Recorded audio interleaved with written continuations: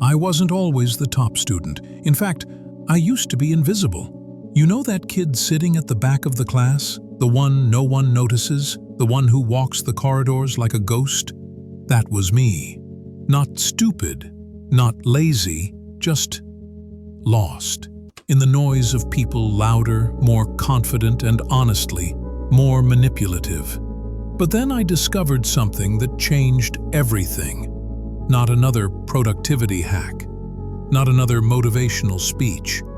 I discovered the dark psychology behind how the top 1% of students think, how they bend the system, how they manipulate their brain and everyone around them to win. And the truth? These students don't always study harder, they just study darker. Once I understood that, everything changed. I went from the quiet observer to the one everyone suddenly wanted notes from, to the one topping the class. And the 5 tricks I'm about to share with you are the exact blueprint I used to rewire my mind from average to unbeatable. And you'll notice, these aren't your typical study tips, because the goal isn't just to study, the goal is to dominate. Let's be real. We live in a world that doesn't reward effort, it rewards perception. You could study for 10 hours a day and still lose to someone who knows how to appear like a genius in front of the right people. That's why these tricks don't just make you smarter, they make you dangerous. These are psychological tools the top students use to control their focus, to manipulate their memory, and to create an illusion of intelligence so powerful that even teachers start treating them differently. Sounds dark? Good, because this is not about playing fair. This is about finally winning. Now listen closely, because the brain you're using right now, it's not fully yours. You've been conditioned since childhood to learn wrong, to memorize facts without emotion, to study without strategy, to waste energy instead of using it as a weapon. And the people who taught you to study like that, they've already lost. Top students, real top students, they don't hope they'll remember. They implant memories. They don't try to focus. They lock their attention like a predator staring down prey. And here's the twist. The reason you failed in the past isn't because you're lazy. It's because you were playing by the rules that were designed to make you average. These 5 study tricks you're about to learn, they're not just tactics. They're weapons. They're psychological triggers that hack your brain's dopamine system, hijack your fear response, and force you into a flow state. Even if your environment is pure chaos, I'm not here to motivate you. I'm here to manipulate your mind, to make you addicted to progress, to make you unable to stop studying once you start, to make your competitors nervous when your name comes up. So, if you're ready to stop being the background character in your own life, if you're ready to finally flip the switch and dominate the academic world with surgical precision, then let's begin. Because once you learn these 5 dark study tricks, there's no going back. Trick 1. The Dopamine Lock. Most students wait for motivation to strike. Top students, they manufacture it. Here's the truth. Your brain is addicted to instant rewards. That's why you can scroll for hours but can't study for 5 minutes. But what if you could flip the script and make your brain crave studying like it craves social media? Here's how it works. Before you begin studying, stimulate a dopamine release, but only associate that release with the start of your study ritual. 1 song, 1 scent, 1 taste. Example: before every session, I'd take 1 bite of dark chocolate while playing a specific 10-second audio loop. Every time, without fail. That combo, taste and sound, trains your brain to link pleasure with study. It's Pavlovian conditioning on steroids. After 7 days, your brain gets addicted to the ritual, and by extension, the studying itself. You'll feel weird if you don't study. That's not discipline. That's dark psychology. Trick 2. The fear mirror. Everyone says, don't compare yourself to others. Lie. Top students compare, constantly. But the way they compare is what matters. Here's what they do differently. They don't compare themselves to people above them to feel bad.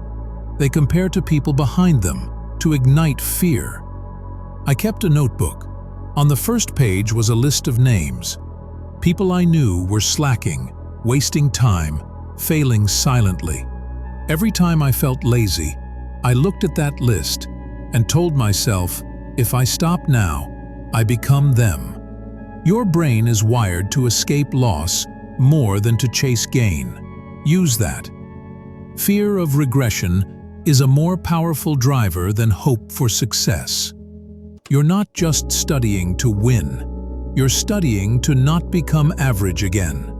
That fear, that's your mirror. Look into it. Trick 3. Emotional anchoring. Here's what no one tells you. Memory has nothing to do with intelligence. It has everything to do with emotion. You remember the moment you got embarrassed in school, right? Or the fight you had 2 years ago.